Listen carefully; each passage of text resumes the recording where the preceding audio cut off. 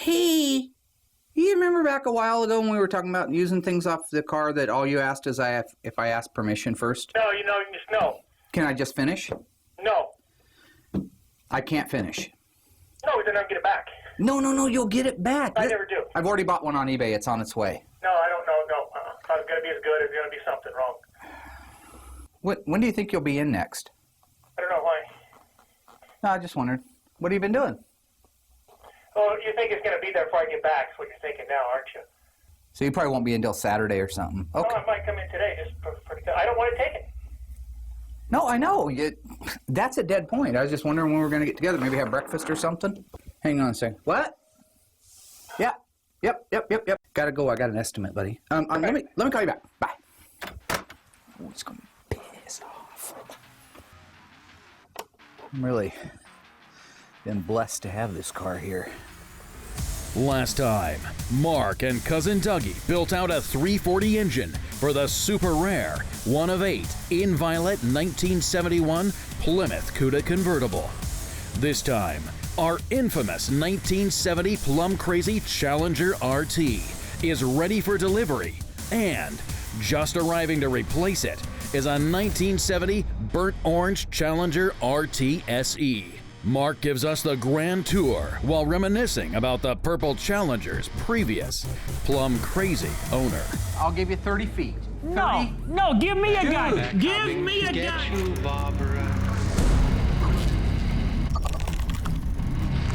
The unburied dead are coming back to life. I'm Mark Warman, and together we bring dead muscle cars back to life, to exactly the way they were on the day they were born.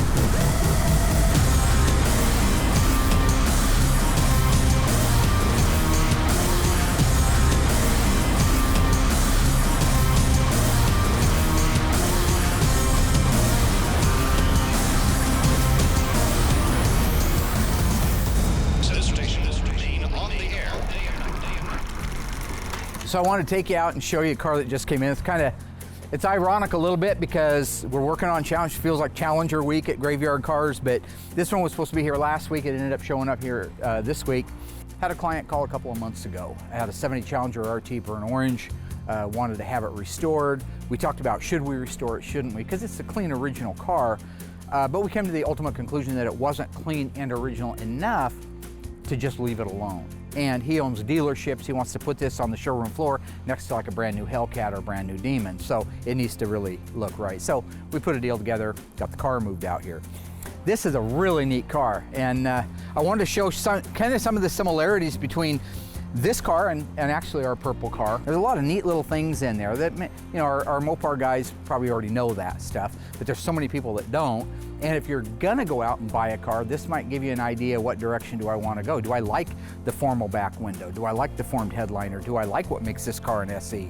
Those are all good relevant questions, and I think I'll be able to shed some light on that. This is an SE, has the formal back roof, the formed headliner with the overhead consolette. I mean, there's quite a few things that are different about it.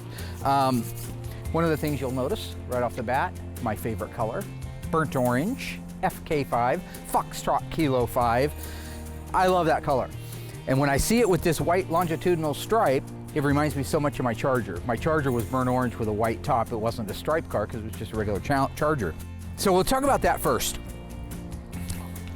V6W, V6X, whatever the trim code was for it, it meant that it got a longitudinal stripe. So in 1970, when it was talking about a longitudinal stripe on a Challenger, it looked just like that. It's kind of a deceiving little stripe, and if you look at our other car and when I was putting it on, this actually almost goes downhill towards the back. It starts higher and it goes down just a little bit, and so when you put that together with the rake of the car, it almost looks like it's going downhill at the back, but it's mostly an illusion. If you had a Challenger that was an RT and didn't get the longitudinal stripe, let's say it was stripe delete, you would have got, very similar to where you see this RT, you would have actually got a badge that said RT, a physical bolt-on badge right there. My value system might be a little bit different than some people's. In this case, mostly original paint, but it's not perfect. Original stripe, but it's not perfect. Is it okay to be on a Survivor car? Yeah, if the other things, if the peripheral things around it, if the seat inserts were perfect, if the carpet was perfect, then they're not. We've got a headliner sagging down on it. So we could piecemeal it. We could do the headliner, we could fix that, we could put seat inserts in it, we could touch up the paint where it needs to be touched up. But is it a Survivor anymore, or has it been worked over? What's the owner of the car seen? In the case of our Daytona, he bought the car brand new. He's seen it like that.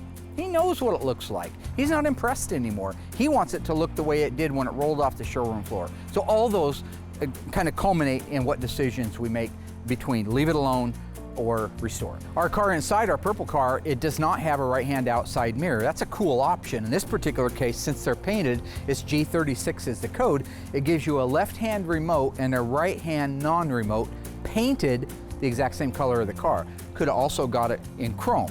Boom, boom. Which on this particular car, I actually think chrome might have looked a little bit prettier. The other things that are similar to the car inside, the F60 15 tires. Now what's cool about this is, while this is an F60 bias ply tire, it's a road hugger.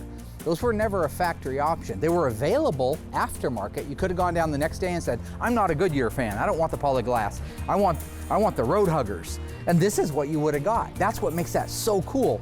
Because most of the cars, in fact, if you walk this lot, over 100 cars here, you're gonna have a hard time finding a bias ply tire in an F60 15. Most people put Krager wheels on, aftermarket wheels, and then they put the BF Goodriches or the Dunlop GT qualifiers or Formula Ones. Very rarely did you see someone go out and actually spend good money for a bias ply. Kind of a cool little option. And so outwardly, that's where your similarities begin to grow very thin between our purple Challenger inside and this one. This is a special edition. JS29 would be the first 4 characters of the VIN number, right? A47 is the package number. Now this car has your front stone guard moldings, back edge of hood molding, back edge of fender moldings, door belt moldings. Now Daren's car didn't have the door belt moldings, and you could get just the door belt moldings and not get the back edge of fender and the back edge of hood.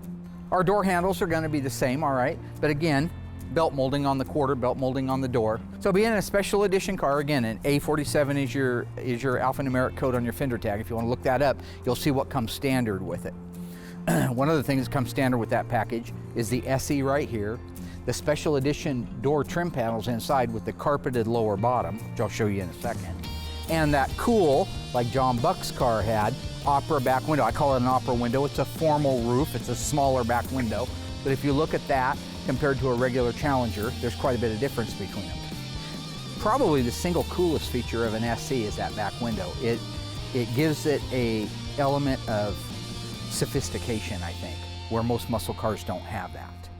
Stay tuned. Mark continues to tour this Mopar classic in greater detail while he reminisces about the previous owner of the recently completed 1970 Plum Crazy Challenger.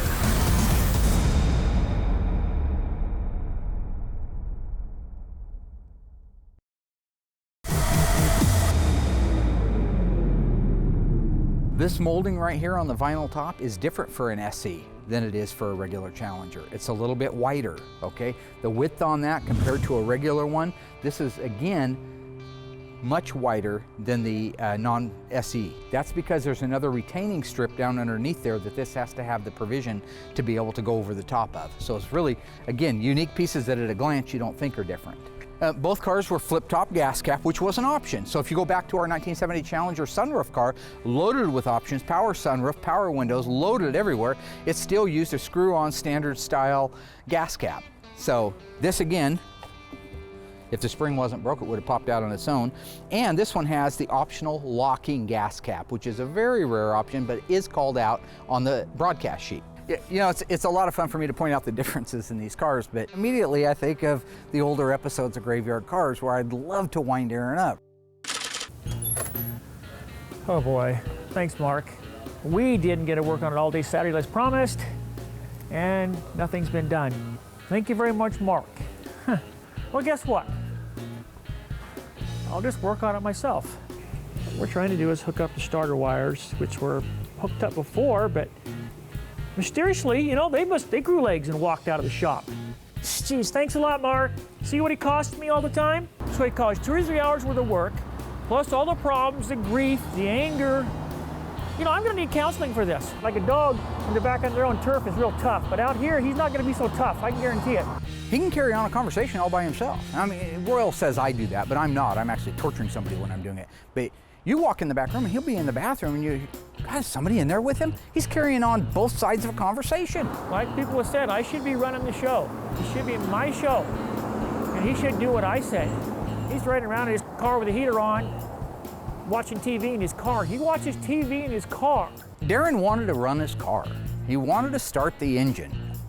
There was no reason to. He'd already started it multiple times. I've got video of it, starting way back down on 34th and Main Street. He wanted to start it and hear it run. He was motivated to start it and hear it run. What he wasn't motivated to do was to work on the car. It's got oil, it's got water. We hooked up some gas to it via a gas can in the back. So we don't have no gas tank. Don't ask me what happened to my gas tank, okay? Got the hose in there. Yeah, it's nice and wet. It's not in gear, as you can see, as it rolls.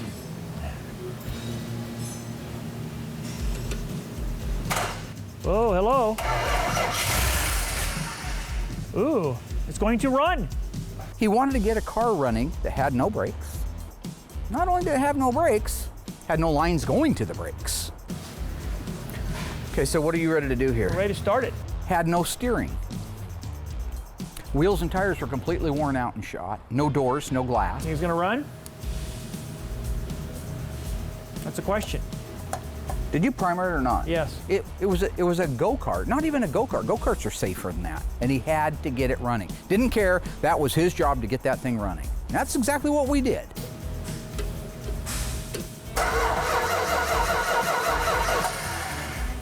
Don't sound too good.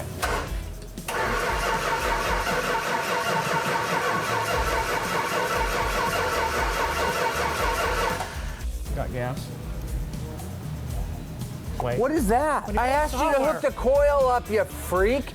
You don't hook it to a coil It wire. wasn't hooked up, it was just sitting there. What's wrong? You're a miracle. It goes on the positive we side leak a of the little bit of coil. gas right there? Yeah, it does look like it's leaking. Well, don't hook it up and spark it. You're gonna kill I don't think somebody. it's gonna be a big deal. A little bit of gas there, do you? See, now we got fire. Sounds good, huh? Need I a don't little think more that gas? choke should be slammed shut. Suck that down in there, will it? No. Well, that's gonna be good on film.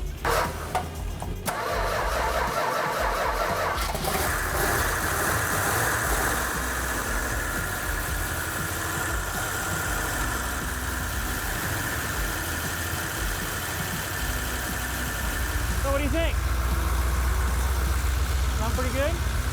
Yeah. We're gonna take it outside. The problem is, once we got it running, he was kind of like a little kid, right? A school kid, happy. D-Day, we're gonna drive the car. It's D's day today. My day. But, and then something, and you see it come into him, right? Things are going too smooth. I'm too happy. This ain't right. And he checks himself. Just hop in, put it in neutral, I'll start it up. No, I mean, you guys are not just gonna stand back if something happens, right? Boy, these are uncomfortable So make sure you're in neutral.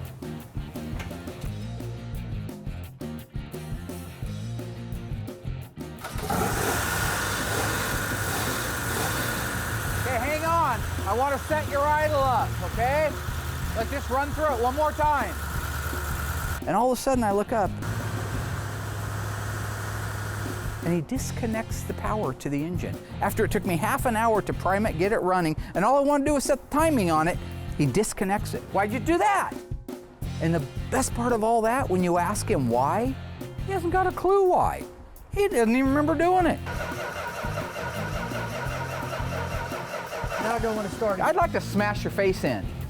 It's difficult enough to do your foolishness without you disconnecting it and killing the motor. The battery's weak. This is already a circus act. Is there anything else we want to add to this?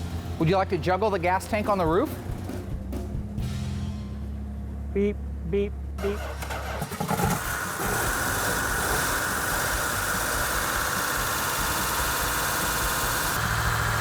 Okay, put it in gear. And let the clutch out real slow. And remember, if it goes too fast, just pull that wire loose. The clutch went to the floor. Bang, the clutch pedal hits the floor. I didn't appreciate that at all. I didn't know something had come loose or what. Till we looked down, parts missing. Where's the relay rod that goes from the Z-bar to the throwout fork? Well, it's on there. It's not on The there. whole clutch was all together. Everything was working. Well, you remember I used that for the TA, right? This is supposed to be my show. You put it back, though. I bought you all the pieces. You told me you put it back, right? In that particular case, I needed to do. One of these days, I'm going to turn him upside down and shake the change out of his pockets. Thank you, Mark. This is part of the game we always play, isn't it? What option was never available on a Mopar that was equipped with a 440 and a 4-speed? Was it disc brakes, cold air induction, air conditioning? I'll have that answer for you right after the break.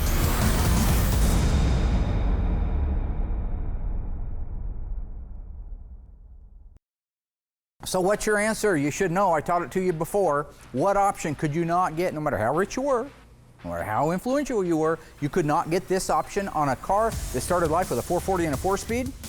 The answer is air conditioning. That's right. You could get a cold air induction in 96, no problem, on a 440, 446 pack, 426 Hemi. Get it on a 340, even get it on a 383. Disc brakes, always optional. Almost every car had it as an option. Air conditioning, no, they didn't want it. It wasn't available on a 440 with a 4-speed. It was available on a 440 with an automatic. It wasn't available on a 446 barrel or 6-pack with a 4-speed or an automatic, period. It wasn't available. And it was never available on a 426 Hemi. So there you go. No H51 air conditioning on anything that runs hard. That's my opinion anyway.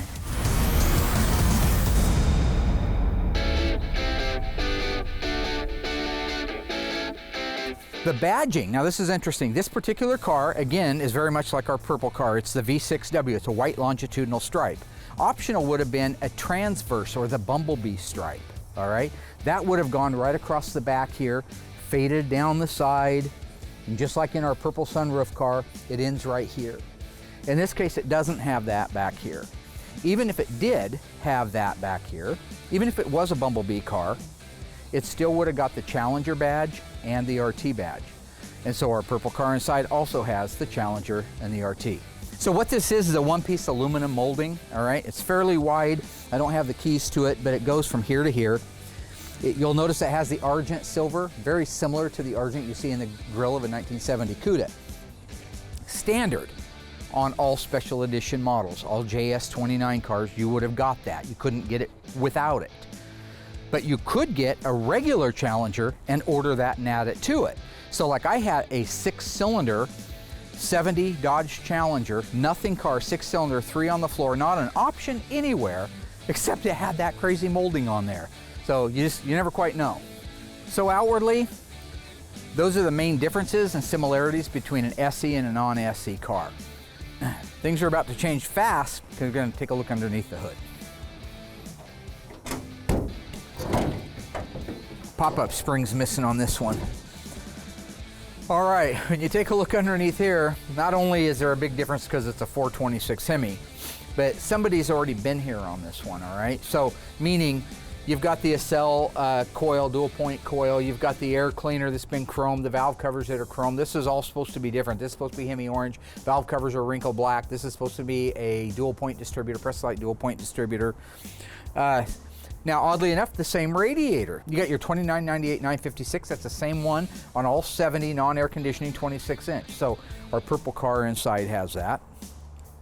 As you go down the sides of the aprons, a lot of the stuff, again, this one's been messed with. It's got the super coil, whatever it is, a Mallory super coil. Sorry, Mallory. It's got the same horns. It uses the same. That's funny. Yeah, there was this thing about, Daren had a thing about horns. I never will understand that. Hey, Mark, Hang on, I'm not taking it for that. I'm not taking it for that. No, you're not taking it for anything. I'm taking it to match it. You did. I don't have a match to it. I need to take it out there. To match it. Come with me while I go match it. right now. Why do you think I got it? I need a match for it. Well, go. Okay, let's find it in here, okay? Oh, well, here's one right here. No, see, that's why I needed it in my hand, because I didn't want to walk back and forth 1,000 times. See, it has these serrated edges right here, so it'll bite it. Is that it? Yep. Nice, nice. You're an idiot. Oh, look at me, everybody. Look at me. I'm going to throw a fit because I don't want the horn bolt taken off of my car, because I might need them when I drive down the road with no f***ing brakes. Sometimes it's really easy just to grab anything and make it fit, but in the reality, there's just certain bolts, certain nuts, certain finishes that have to go under the hood of the car to be OE correct. That's what we specialize in here. I was going to take one off of Daren's car, but he caught me right in the middle of it, so I kind of had to put it back. But I told him I was using it for a sample, which I wasn't. I was going to borrow it forever. Anyway, this is the windshield washer reservoir, and it uses the exact same windshield washer reservoir any other car. It doesn't care if it's got a 426 Hemi in it. The voltage regulator on the firewall, the wiper motor, other than the date code on it, won't care whether it's on a Hemi car or whether it's on a 440 car. All Challenger RTs, by the way, use a rally instrument cluster, so they would all have the variable speed wiper motors. Little side note. Looking down the side of this apron right here, again, all the bolt-on stuff, the wire retainers, the wiring harnesses, you've got your clutch fan, which is part of your heavy-duty cooling package, the fan shroud itself, again, the same things you're going to find on our JS23 U-code car. That's our purple car inside. Stay tuned. Mark continues to tour this Mopar classic in greater detail while he reminisces about the previous owner of the recently completed 1970 Plum Crazy Challenger. And later, they take this beautifully restored muscle car to Chinook Winds for some fun at the beach.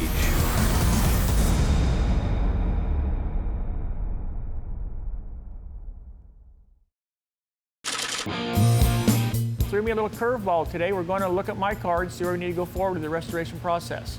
I'm all excited about that. It's been a long haul. I'm going to help Flipper go underneath this car and look for all the parts and the pieces that we need to get ordered. Hopefully there's a few of my pieces of my car left. Okay, so I need to order your gas tank. I just think, in fairness, I know I took it without asking, but you were never happy with it because it got rust on it, and I put it in a car that somebody didn't care, so. So what are you saying? Well, I'm saying, do you want to contribute to the gas tank? Well, it was brand new. It was rusty. It was brand new. Okay. The distribution block for the emergency brake cable to go from here over to here, why didn't you put that on? Well, I did. This one I right didn't know here. it was missing.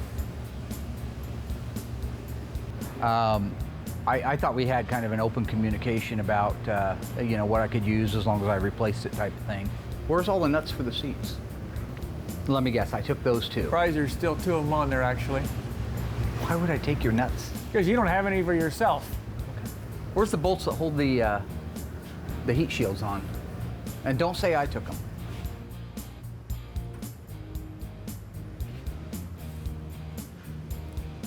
I don't know. Okay, that's the right answer. Oh. What's the deal with the gold rods on my transmission? What do you mean?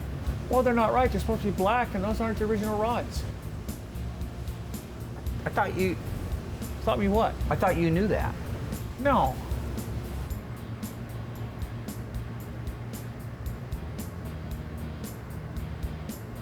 I swear you told me that I could have those rods for the RTSC, didn't you? Well, you hit them in plain sight. No, I hit them in the cabinet in the shop originally.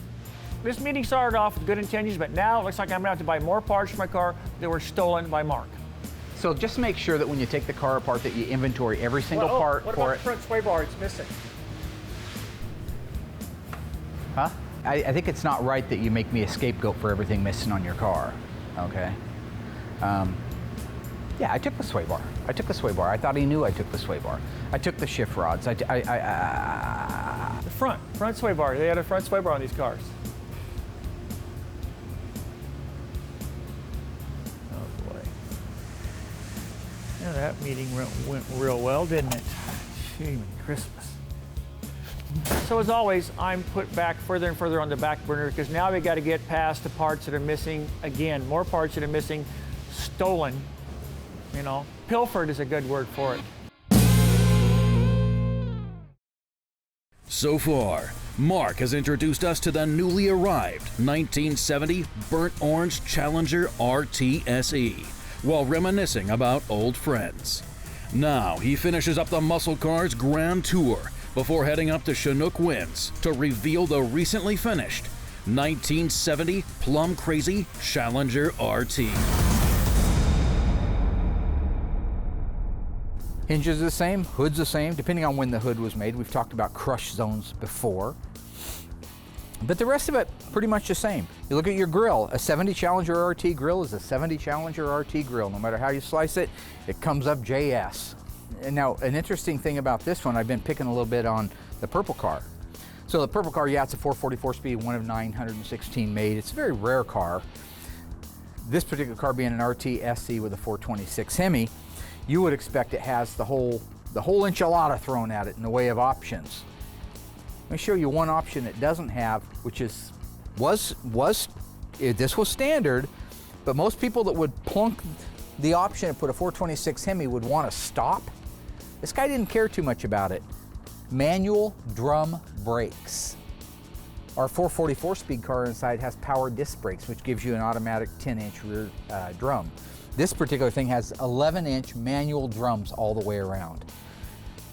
Another thing this one has that our purple one doesn't is the power steering. This guy said, I don't care if I stop, I just want to make sure I can steer my way out of a wreck. The guy with the 444 speed car says, I got to be able to stop, but I don't care if I can steer, I'm just going to leave it manual steering. Power steering's for sissies. Who knows, right? But with this power steering and the gear ratio, it automatically got you the cooler. Another neat option. So basically, like I say, in a nutshell, those are your main similarities and differences between a 440 U-code car and an R-code 426 Hemi. So I think with that, we'll run around and take a look at the inside. Who's the monkeys that have been loose here? Idiots. No, I didn't mind the car setting around here. I mean, he was a friend, and I knew he was pacing himself. I didn't know it was a 30-year restoration. It's not a garbage can or a shelf. Sure, as time goes on, the list gets bigger, time passes by, and you know, there's not a lot of room to store it. So we put it out back where the wrecks were at the old shop, and it kind of just collected dust. Look at all this crap. Who's throwing all this stuff on my car now? This is ridiculous. Junk, this is not my, you know. And they've got, somebody's been sandblasting out here. It's not the beach. The truth of the matter is, occasionally, not very often, I always got permission first, we'd borrow something off of it to make a car that had to go because the owner really needed it back, done. Dang it, Mark. The horns are gone for the second or third time, and the bolts. Okay, I'm gonna take this car out of here. This is enough. I'm tired of it being a parts car or anything else. Okay, Mark, we gotta discuss a few things. So again, you gotta forget the fact that our car inside has black interior, and this one has the burnt orange, which is my favorite, of course. But let's just take a look at the differences between all of the interior pieces, because there is a lot more difference in this car than there is in a non-SE. We start with our door trim panel. This big one-piece door panel, that's the same, it's just painted a different color, or dyed, injected, molded, the burnt orange. But as I was mentioning earlier, when you got the SE, the JS29 or the A47 alphanumeric code on the tag, this insert right here said Special Edition. The other thing that came with the trim panels on the SC cars was this right here, this lower carpeted area with the reflector. This isn't a light, it's a reflector. Now, normally you see that all the time on an SC, but you could order it on other cars. And in fact, our purple car has this carpeted piece with the reflector. It just doesn't say SE in here. So it kind of shows you how many different options they could have gone with. Again, you know, I'm just kind of flooded today with memories of all the years from the time I drug the car in back in the 80s to it was sold, and then he bought it, and all the go-arounds we had with it, and the parts and the fun. And now, of course, it's sold and going to the East Coast. But again, that wasn't the first time. When I pulled Daren into my office years ago, I had a deal done. I had a deal cooked. You got it, good. What's the deal? So you know the guy that bought the 6.6 Hemi Charger, Vinny, back in New Jersey? He's got a friend that wants a big block 4-speed car. I talked to him about your car. All right, ghouls, I got a good one for you. And this is a tough one, so get your little Google fingers ready. True or false? The 1969 Dodge Yellow Jacket was the very first Hemi e-body built by our friends at Mopar. We'll have that answer right after the break.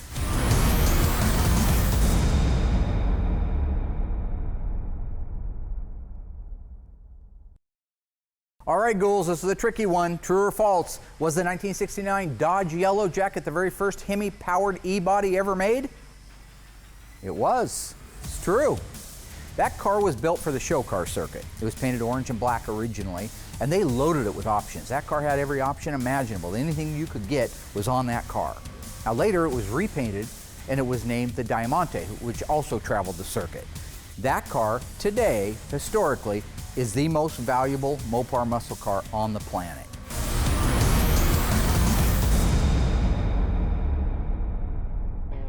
So now we'll just take a look real quick at the instrumentation. This is a rally instrument cluster. It's the same exact rally instrument cluster that you would have gotten in a CUDA, but it didn't come standard in a CUDA model. It did come standard on all RTs, whether it was an SE or not.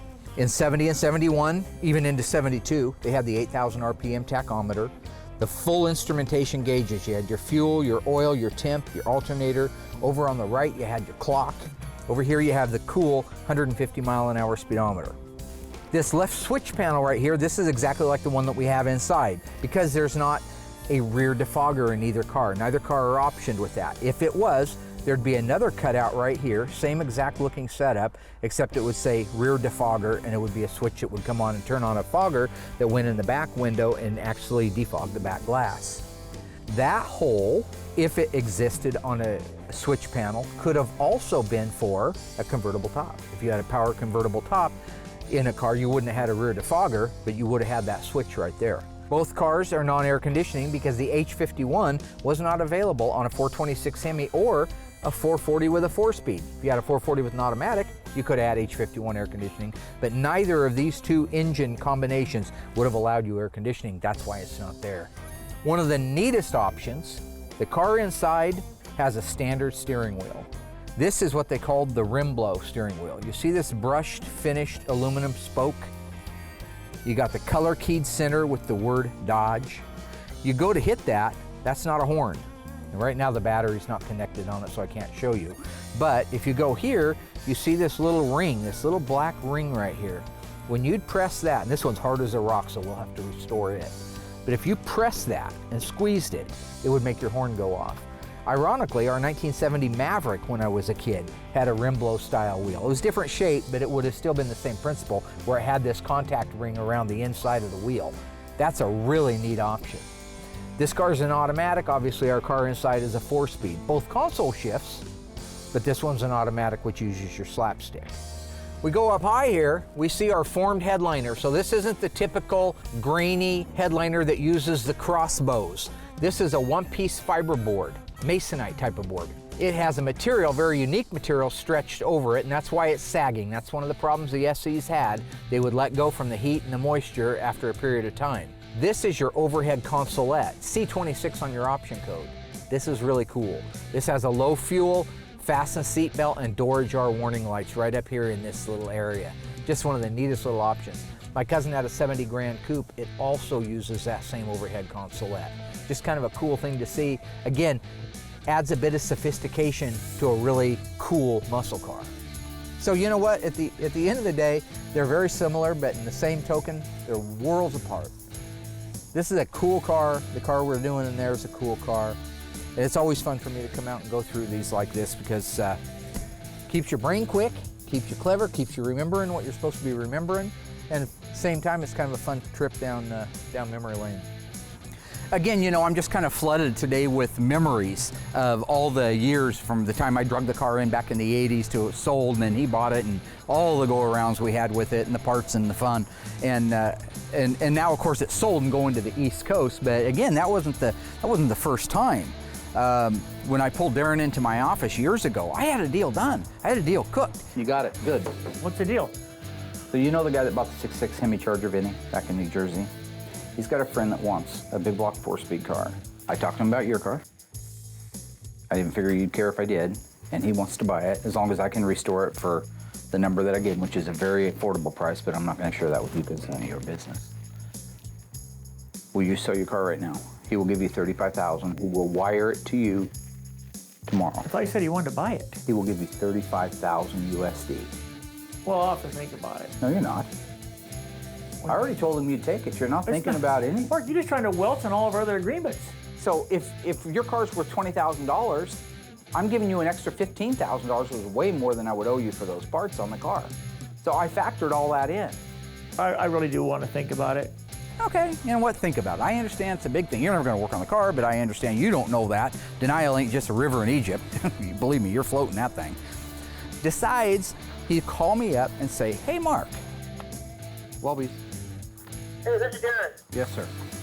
I think I'm going to go ahead and go with that deal. It's a good number on the car. You're going to take it, the 35? Yeah. Good for you, right? I mean, in my mind, it was the best thing he could have ever done. It was a good decision, and I made the mistake of complimenting him. Well, that, my friend, is probably the smartest thing you've done in a long time. I think that's a good number. You can do something with that money. The wheels in his head came to a smoking halt. Good call, buddy. I think that was the smartest thing you've done in a long time. I'll let him know. No, I think I changed mine. I don't want to do it. Click. Done, the deal's off. Don't.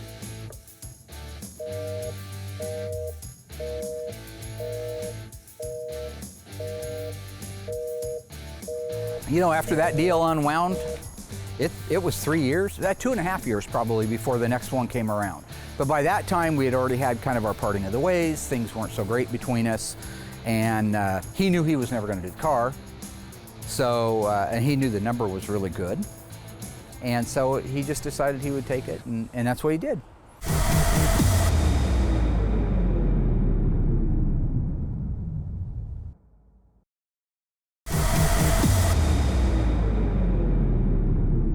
This particular car, the purple one, I've got a lot of history with it. I go way back.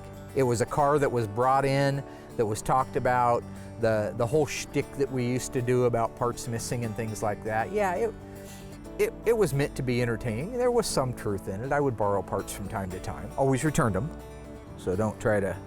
And so it'll be sad to see the car go, but at the same time, I know that it's gonna start a whole new group of memories with its new owner, just like it did with us here. While it's bittersweet, it's all good. It's what it's supposed to be. I should have been a philosopher. You know what? I thought about that. Do they still have, can you just be a philosopher? Do you have to like go to school or anything? So today we're at the Surf City Car Show in Lincoln City, Oregon. Got Willie here and Alyssa. We're signing autographs, taking pictures.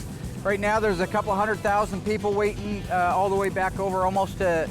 There's 5. Well, don't show the, obviously. They're not here right now. They're, what's up? Yeah, you don't. Okay, right now it's a break. No, it's not. All right, everybody's on break right now. They're giving away free money. You know, we don't do a lot of shows every year. We get to go to Las Vegas to SEMA show. We go up to our friends at Little Creek Casino. This particular one was kind of a last minute ad, but we had a lot of fun. It's a great show. Okay. All right. It's a great show. I'm going to judge Best in Show later today.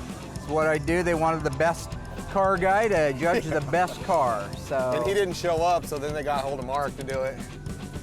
You know, one of the things I thought was kind of cute, kind of endearing, is my daughter, Alyssa. It's the day of the show, and people are just swarming all over. Can I get your picture with me? Right? Okay, while these guys are signing, I'm the only one that matters, so come on in here. Yeah, that's what I'm talking about. She's only been on a year, so they don't have quite the same following that she would have. I've been on since the beginning.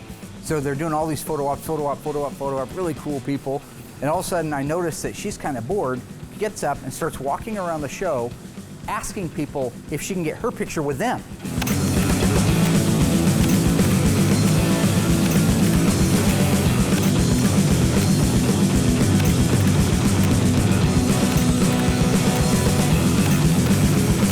So she can brag later and say, yeah, had a whole bunch of people ask me for pictures. Say, obviously she's got one of my gene traits in that way, because that's exactly what I would have done. First place or no place? Another metaphor, I'm coming up with them everywhere. First place or no place? Yeah, I like that. That's a keeper.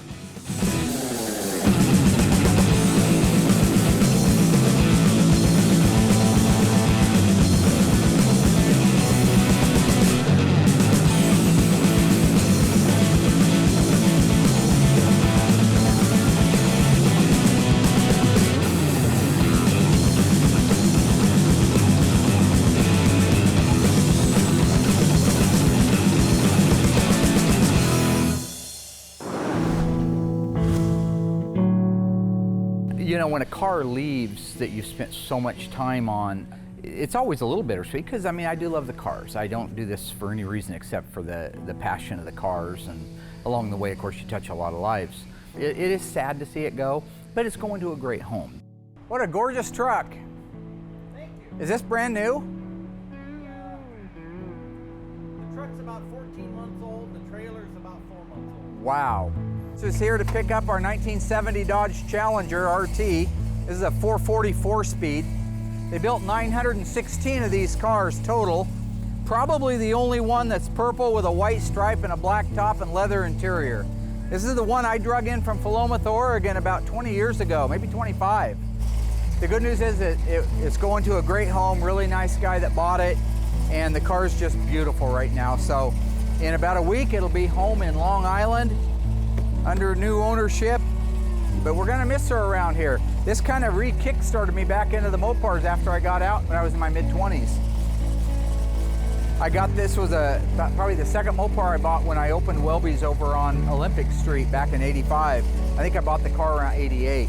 You know, when you look back over a car's period of time, usually at Graveyard Cars, it belongs to a client, it comes in, you do your work on it, you knock it out, you go for a couple of road tests on it. But this one I have the memory of going out when I first got it running back in, like I say, I think it was around '88. Got it running and went out and tore up and down the parking lot there. And so my fondest memory of the car probably was the day I got that thing out and romped on it, because it was just on fire. All numbers matching, 4-speed 354 Dana, manual steering, power disc brakes, leather interior, just a beautiful car. Probably one of the sadder days because I kind of hate to see the car go. It's been a big part of our show and our shop and my life for a long time. But it is good knowing it's going to a good family. It's going to be loved and cherished, which is what it deserves. But it came out gorgeous. Look at that reflection. Can you see that? See my hand waving?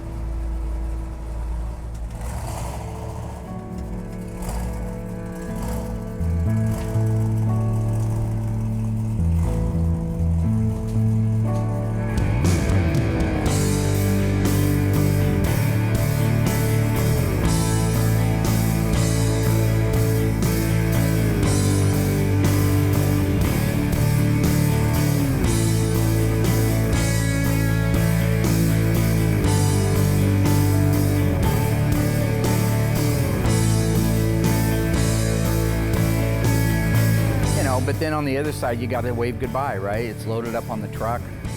You know that you probably won't see it again. It's a very unique car, you know, possibly the only one in the world that was built like it. And as much as there were only 916 made anyway, how many are purple with black top and white stripe and a 4-speed? How many of those are numbers matching? So yeah, it's, for me personally, it's a bittersweet day, more so than most cars that go home.